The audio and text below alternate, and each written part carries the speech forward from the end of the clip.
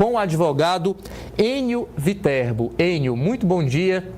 Seja bem-vindo aqui ao nosso Povo News, nesse momento muito oportuno para a gente discutir essa possibilidade de sanções contra o ministro Alexandre de Moraes. O senhor acompanhou agora aqui comigo, o deputado federal Lindenberg Farias, afirmando que uma decisão como essa representa um ataque à autonomia, à soberania do Brasil, que o nosso sistema jurídico é independente e não aceita, digamos assim, pitacos do exterior, principalmente dos Estados Unidos. Como é que o senhor avalia essa posição do líder do PT e se o senhor também enxerga que Alexandre de Moraes exagerou na sua atuação e que, portanto, há motivo sim para os Estados Unidos executarem essas sanções? Muito bom dia.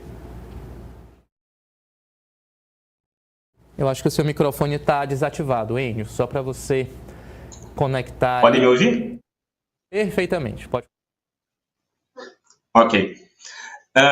Ítalo, eu acredito que a gente ainda vai precisar analisar a motivação dessa lei, né, da aplicação, caso ela venha a ser aplicada contra o ministro Alexandre de Moraes, né, porque provavelmente ela vai ser justificada, as violações contra os direitos humanos vão ser apresentadas, né, nessa lei para fazer a fundamentação, vamos dizer assim, jurídica, né, da possível aplicação contra o ministro Alexandre de Moraes. Até então, o que nós temos nas atitudes do ministro Alexandre de Moraes são decisões controversas. A gente tem aí a esquerda no Brasil que apoia o ministro Alexandre e aí nós temos críticos do ministro Alexandre de Moraes na parte da direita. Além, é claro, da própria ordem, e aí é uma opinião pessoal que eu acho gravíssimo, é a própria Ordem dos Advogados do Brasil, que constantemente tem que peticionar ou enviar ofícios ou conversar com o ministro sobre possíveis violações às prerrogativas dos advogados nesses inquéritos que correm no STF, que são relatados pelo ministro Alexandre de Moraes. Perfeito. Vou trazendo aqui outras informações e, ao decorrer do nosso programa, o Enio continua aqui analisando e conversando sobre alguns pontos aqui com a gente. O que a gente vai fazer agora, 8 horas e 21 minutos, é explicar o que é a Lei Global Magnitsky. A audiência no Congresso dos Estados, em audiência no Congresso dos Estados Unidos, o secretário de Estado do país, Marco Rubio, afirmou que o governo norte-americano está, sim, analisando a possibilidade de aplicar as sanções contra Moraes com base na Lei Global Magnitsky.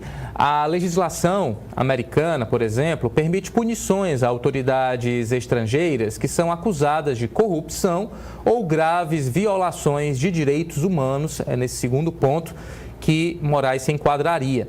Aprovada durante o governo de Barack Obama em 2012, há 13 anos, a Lei Magnitsky foi criada para punir autoridades russas envolvidas na morte do advogado Sergei Magnitsky, que denunciou um esquema de corrupção estatal e morreu sob custódia em Moscou. Inicialmente voltada para os responsáveis por sua morte, a lei teve seu alcance ampliado em 2016, após uma emenda que permitiu a inclusão de qualquer pessoa acusada de corrupção ou também de violações de direitos humanos nesta lista de sanções. Desde então, a lei passou a ter aplicação global. Em 2017, pela primeira vez, a lei foi aplicada fora do contexto russo durante o primeiro governo de Donald Trump. Na ocasião, 3 latino-americanos foram alvos de sanções por corrupção e também violações de direitos humanos. Roberto José Rivas Reis, então presidente do Conselho Supremo Eleitoral da Nicarágua, Júlio Antônio Juárez Ramírez, deputado da Guatemala, e Ângela Rondon Rígio, empresária da República Dominicana. As punições incluem o bloqueio de bens e contas no país, além da proibição de entrada em território norte-americano. Não há necessidade de processo judicial. Por quê? Porque as medidas podem ser adotadas por ato administrativo, com base em relatórios de organizações internacionais, imprensa ou testemunhos. Segundo o texto da própria lei, são consideradas violações graves atos como, vamos lá então destacar cada um deles: execuções extrajudiciais, tortura, desaparecimentos forçados e prisões arbitrárias sistemáticas. também podem ser sancionados agentes públicos que impeçam o trabalho, por exemplo, da imprensa, de jornalistas, defensores de direitos humanos ou pessoas que denunciem casos de corrupção. A Lei Magnitsky já foi usada contra membros do judiciário de países como Rússia e autoridades da Turquia e também de Hong Kong em casos de perseguição a opositores, julgamentos fraudulentos ou repressão institucionalizada, pontos que parlamentares apoiadores do ex-presidente Jair Bolsonaro enxergam que podem ter acontecido.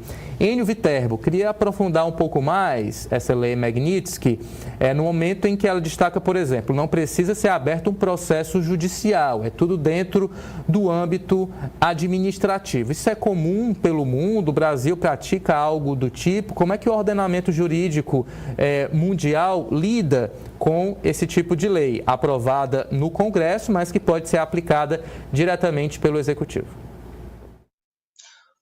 Olha, Ítalo, eu não me lembro do Brasil ter uma legislação semelhante, tá? Eu acredito que a União Europeia tenha, tá? Mas o Brasil especificamente, eu não consigo me lembrar da gente ter alguma legislação parecida, de ser capaz de punir um indivíduo em outra nação, tá? O que a gente tinha de mais assim rigoroso de proteção à democracia era a Lei de Segurança Nacional e agora a Lei do Estado, de proteção ao Estado Democrático de Direito. Mas de punir um outro indivíduo por violações de direitos humanos, eu acredito que nós não possuímos essa legislação. O que o Ítalo bem apontou é que isso é uma medida administrativa, como tal, parte ali do Executivo, ele pode aplicar essa legislação sem a necessidade de processo judicial. Pelo que a gente está vendo por alto, existe uma possibilidade mínima de recurso ali em âmbito administrativo, a pessoa pode provar que ela não participou dessas violações, esse tipo de coisa, pode apresentar ali uma contestação à aplicação dessa lei, mas que é uma lei que é extremamente dura. O Ítalo até apresentou para a gente algumas possibilidades de sanção que existem. A pessoa fica impedida de ter, vamos dizer assim, um cartão de crédito, porque são empresas, cartão de crédito das bandeiras mais tradicionais, né? Visa e Mastercard, porque são empresas que têm sede nos Estados Unidos, e essa pessoa, um American Express, por exemplo, também, e a pessoa fica sancionada, então ela fica impedida de ter, fazer uma transação bancária com esses cartões, né? Fica impedida de abrir uma conta bancária em bancos que tenham sede nos Estados Unidos. Então, de fato, são sanções bem graves, assim, bem impactantes para uma pessoa que viola direitos humanos. Claro que a aplicação dessa legislação pode ser interpretada como uma retaliação contra o ministro Alexandre de Moraes, né, pela atuação dele, mas isso é uma questão de debate entre os críticos e apoiadores do ministro Alexandre.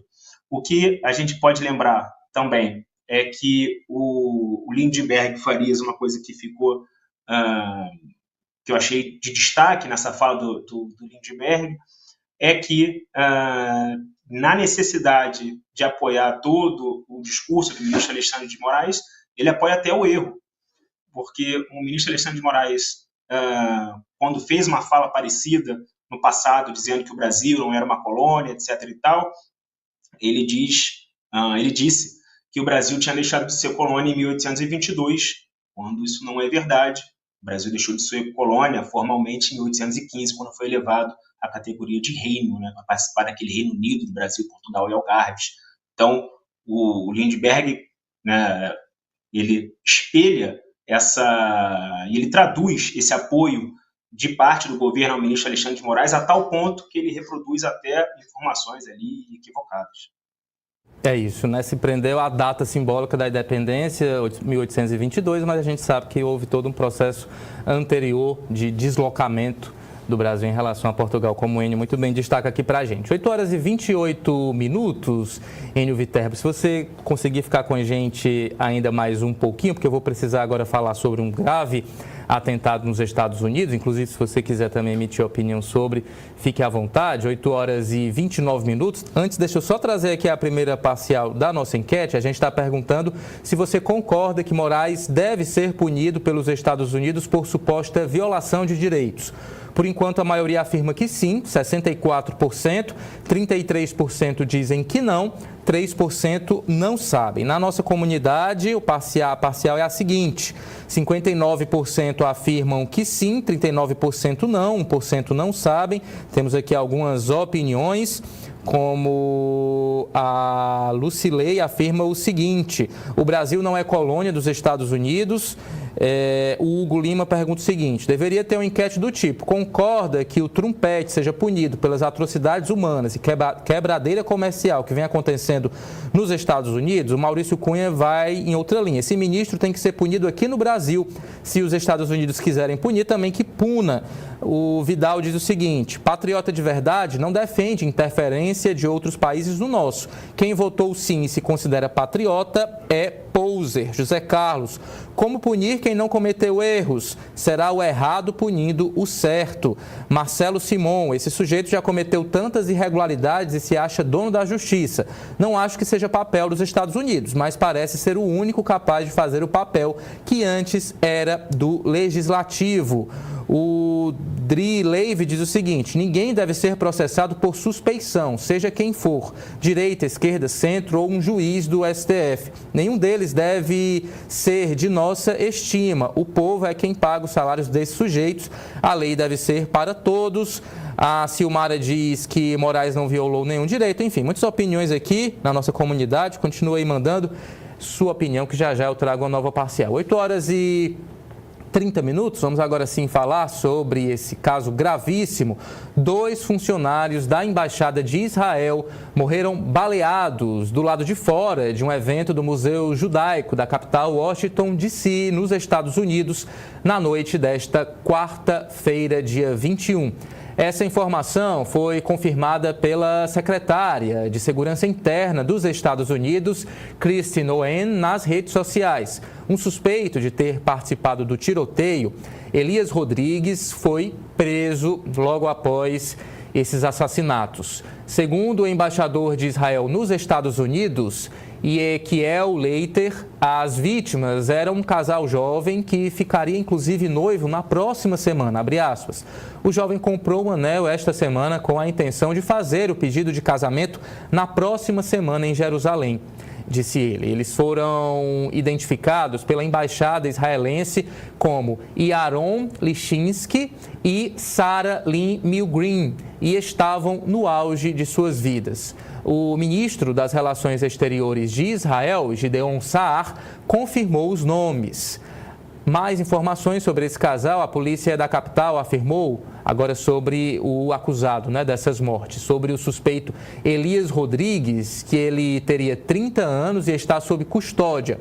O homem foi visto caminhando de um lado para o outro antes do tiroteio e foi detido pela segurança do evento. A porta-voz da embaixada israelense em Washington, Tal Naim Cohen, publicou no X a seguinte informação, abre aspas: temos plena confiança nas autoridades policiais, tanto em nível local quanto federal, para prender o atirador e proteger os representantes de Israel e as comunidades judaicas nos Estados Unidos.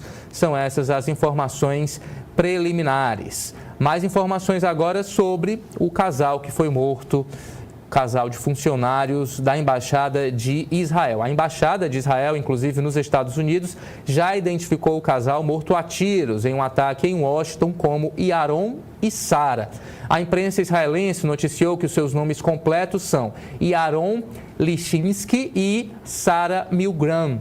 Os dois eram funcionários da Embaixada de Israel e foram mortos a tiros do lado de fora de um museu judaico no centro de Washington, capital dos Estados Unidos.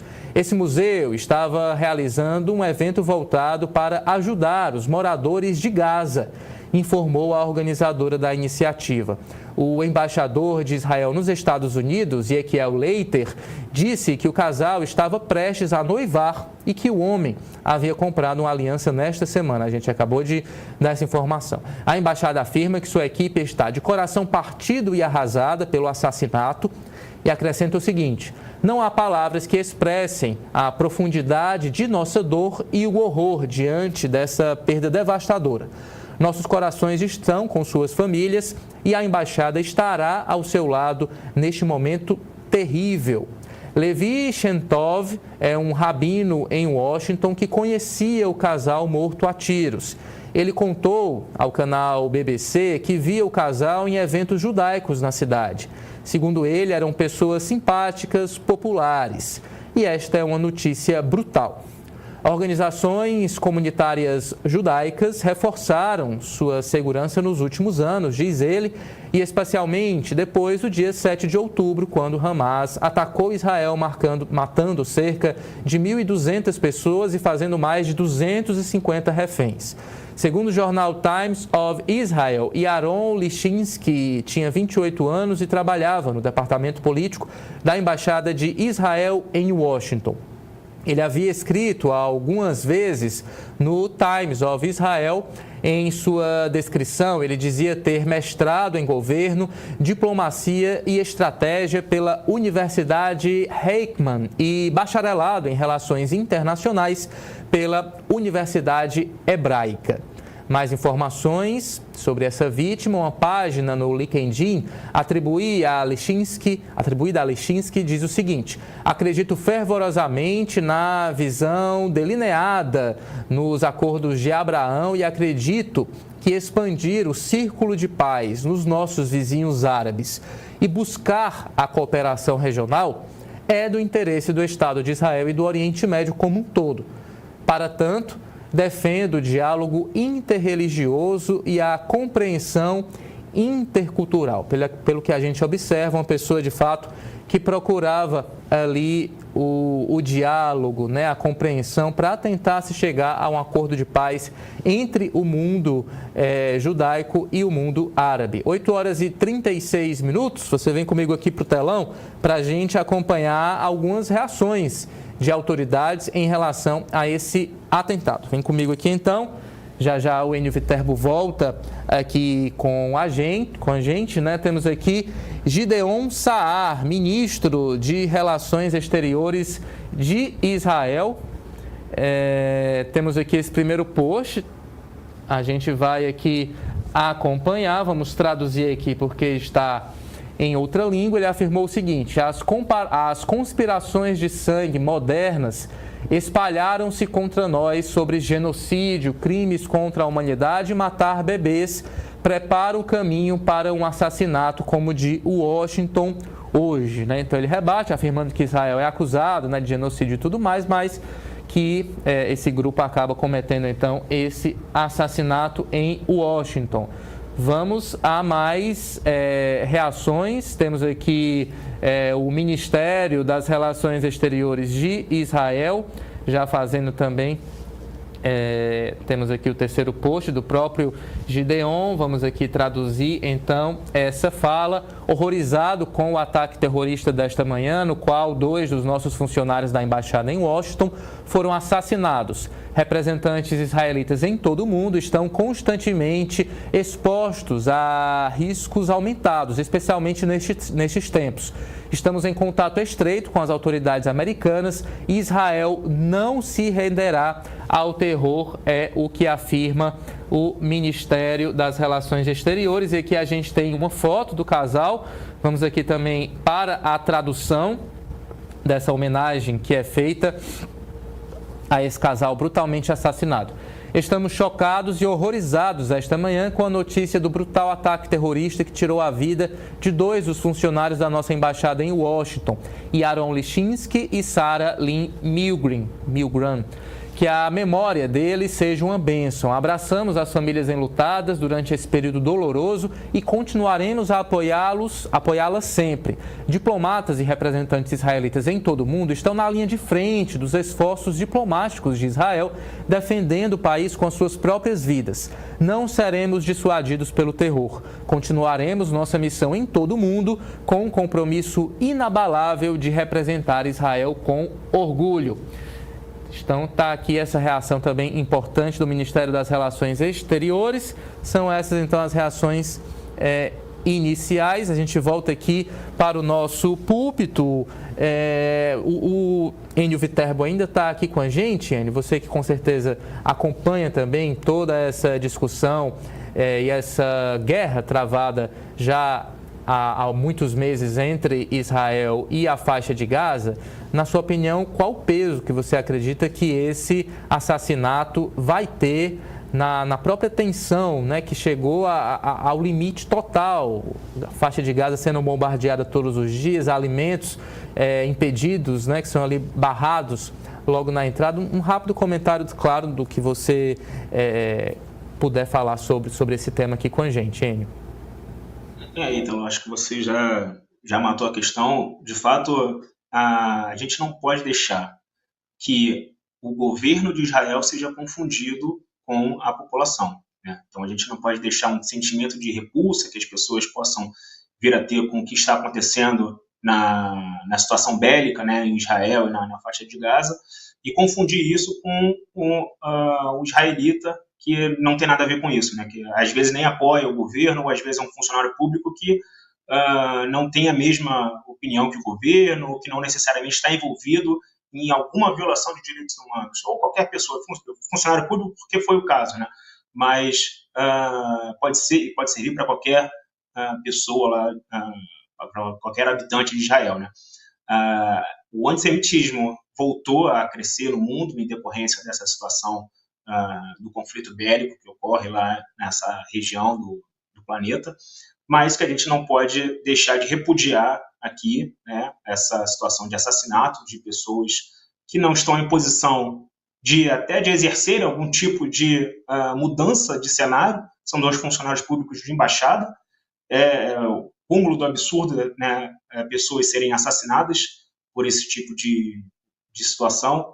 Enfim, cabe a nós agora exercer nossa atividade de diminuir e buscar extinguir o antissemitismo no mundo, né? Principalmente repudiando esse tipo de coisa quando acontece.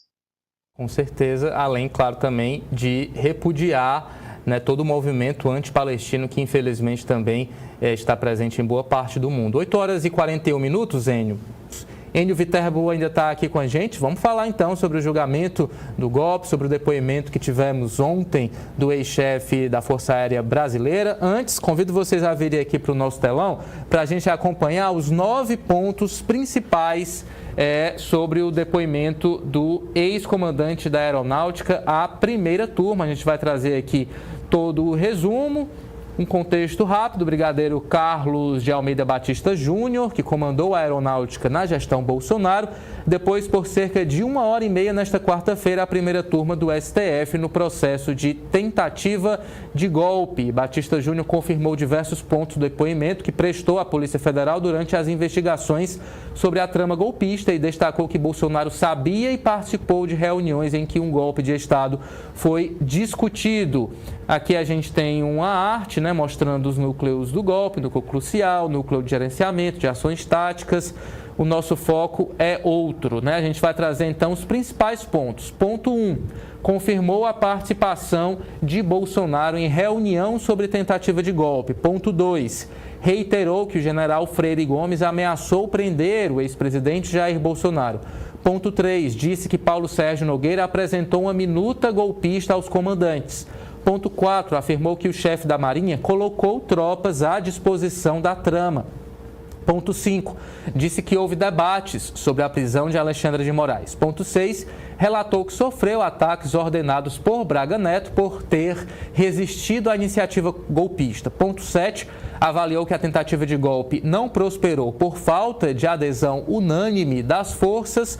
Ponto 8, declarou que Bolsonaro sabia da existência de fraudes no sistema eleitoral. E ponto 9, contou que o ex-presidente pressionou para adiar a divulgação do relatório que atestava a lisura das urnas. São esses os 9 pontos principais que, inclusive, confirmam o depoimento à Polícia Federal, Enio Viterbo. E aí eu te pergunto, no momento em que uma ex-autoridade tão importante, né, ali do núcleo central das Forças Armadas durante o governo Jair Bolsonaro, reafirma o que disse em depoimento à Polícia Federal durante esse depoimento à primeira turma do STF.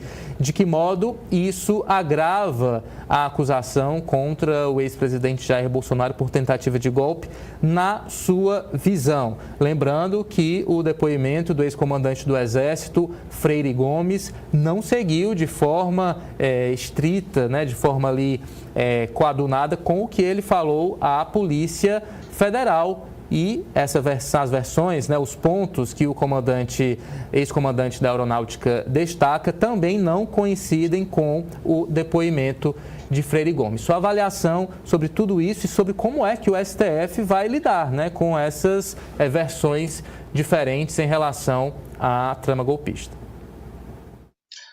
Ítalo, obrigado pela pergunta. Em agradecimento ao convite, eu gostaria de trazer alguns pontos rápidos sobre o depoimento do ex-comandante da Aeronáutica, que eu ainda não tive oportunidade, nem quis divulgar em outro lugar. Em agradecimento ao convite, vou problematizar aqui rapidamente.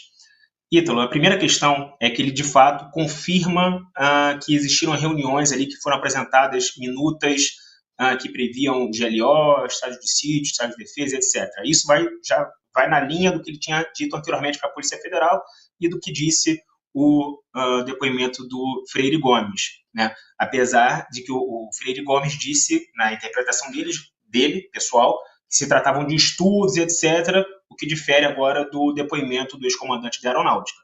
Mas o que me impressiona nesse primeiro ponto é que eu gostaria de saber assim, o que o ex-comandante da Aeronáutica fez com essa informação, porque nós sabemos que o ex-comandante do Exército, Freire Gomes, também não vamos dizer assim, não procurou as autoridades competentes, e aí tem gente na comunidade jurídica que defende até a inclusão do ex-comandante do Exército como um investigado, e agora, tendo a ciência final, vamos dizer assim, porque ele já tinha dado esse depoimento na Polícia Federal, e agora ele reproduz durante a fase de instrução processual penal, eu gostaria de entender o que o ex-comandante da Aeronáutica fez diante de tudo isso que ele estava vendo.